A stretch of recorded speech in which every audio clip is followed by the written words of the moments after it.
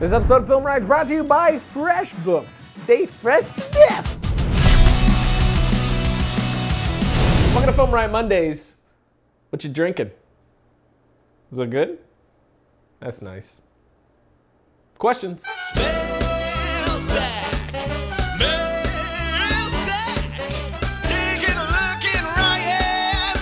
First question, my film teacher said my short film is hard to do, so should I still make it or should I change my script like he advised me? It's hard to really give an opinion on this without knowing what your project is, but it might be smart if your teacher is saying that it's logistically too hard to pull off and that you're maybe biting off more than you could chew and it's just not gonna come out how you're hoping, especially if you're first starting out. To go a different route. Do something that you know you can actually pull off the way you want to pull it off. We talk about that a lot on the show. A big part about smart, independent, DIY, low-budget filmmaking is making sure you're doing something that you know you can pull off well. If you know you can't pull off good VFX, then a VFX-heavy short film is probably not a good idea because the VFX are all gonna come out pretty bad and it's gonna distract from your story. So if you can't do that sort of thing, then move to something where it's all practical. If you can't get a ton of locations, write something where it's one room. So if it's something along those lines, then yes, I agree with your teacher. Bring it down to something that you know you can pull off and tell a very interesting story that doesn't distract your audience, but instead really gets them involved with what you're trying to do. What are the appropriate times to use different aspect ratios? That's entirely a style choice, I think. It's just what are you trying to pull off with that specific piece? What are you trying to get your audience to feel? For me, I'm always flipping between 1.85 and 2.35. I usually shift towards 2.35 because I like that aspect ratio better. I like how the composition comes out a lot better within that aspect ratio, and it just feels more cinematic to me, like old school cinematic type stuff like Indiana Jones and such. But 1.85 breathes more, it feels more open, so you can play with those two things to pull off the style that you want. I don't think there's any you must do it this way. It's really just what you prefer. If young Ryan could have apprenticed the direction of any movie, what would it have been? Saving Private Ryan, hands down. I just revisited that film and I was tweeting about it too. That film blows me away. Everything involved in that movie is just a 10. For me personally, I think it is the greatest film ever made. Of course, that's a subjective opinion, not an objective fact, but for me, that movie is just front to back, just firing at 10s all the time. It's incredible what they were able to pull off. And to be on that set and to see Spielberg actually do it would have been insane. Is it possible to pull good performances out of non-actors? You definitely can. I've worked with a lot of non-actors, and sometimes it can be an advantage. You're working with raw materials, and for me, I don't even think of it in terms of experienced actor versus non-actor. I mean, you do want to keep that in mind because an experienced actor brings tools to the table that they are tried and true methods for them to help them get to where they need to be. Non-actors don't know exactly how to do that. They're also more insecure in front of the camera. They don't understand what's going to translate. So it's a matter of really building a lot of trust with them and also getting them very, very comfortable because you want to pull honesty from them.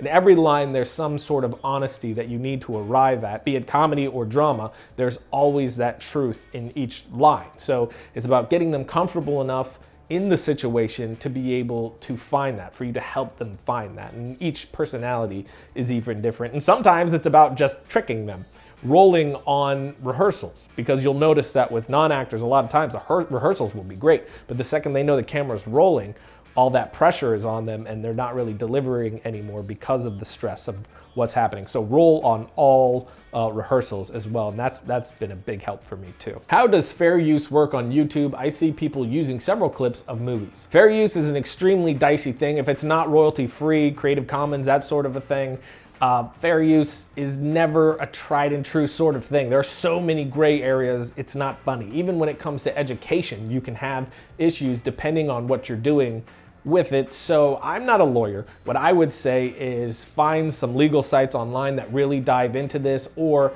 see if you can talk to a lawyer if this is something that you're trying to put out there, especially make money off of. Never just take someone's opinion. If this is something that could blow up, go viral, could make you money, you want to cover all your bases and make sure you do that. When it comes to using intellectual property, that stuff can get very dicey, very quick. Last thing you want is a lawsuit or a takedown notice for your hard work. So make sure you jump into that information. And I'm not even going to give you that information because I'm not a lawyer. All I'm going to say is you need to go to those law sites, talk to a lawyer, make sure you're covering your bases. Last question, will Hollywood cease to use 35mm film? Like other answers I've given on the show for stuff like this, all I can give is a personal opinion. I'm not arrogant enough to say that I actually have the answer on something like this. We are very much outside of the Hollywood studio system. I have some friends inside of there. We have a slight toe in with some studios, but really we're completely outside of it, doing it all on our own. So all I can do is give my opinion from the outside looking in, just like all of you guys as well. And my opinion would be that yes, eventually 35mm will cease to be used, really will only be used sometimes, kind of like vinyls. I have vinyls, I love them, but it's not what I use for high fidelity sound. Currently, I like films that are shot on film. I think there's something emotionally there that just gives me this extra bit that isn't quite there fully with digital just yet, but as technology advances, I think it will eventually surpass film entirely. I even have some friends that were really excited to shoot on film recently. Then when they did, kind of wish they would have used digital because film made it a lot more difficult to do a lot of the things that they wanted to do because of a lot of the extra things that come with shooting film. But it's kind of a wait and see thing, but I think it is a safe bet that eventually technology will catch up entirely and then totally surpass. FreshBooks makes things simple, but their specialty is to make your life easier when it comes to invoicing, getting paid, and tracking expenses. If you are doing any freelance work or have a business of any kind on the side or full time, you need to know about FreshBooks. It's an online tool and the absolute easiest way to get all your accounting done super fast. Everyone dreads doing stuff like sending invoices and getting your numbers straight, but that's where FreshBooks makes it really simple. Your clients can pay you online, your expenses are automatically tracked as you spend, and all the little details about cash flow are in one place, so you always know where you stand. You can even see the full history of any invoice. You know if your client has looked at that invoice or not. So head over to freshbooks.com/FilmRiot and don't forget to enter FilmRiot in the How Did You Hear About Us section.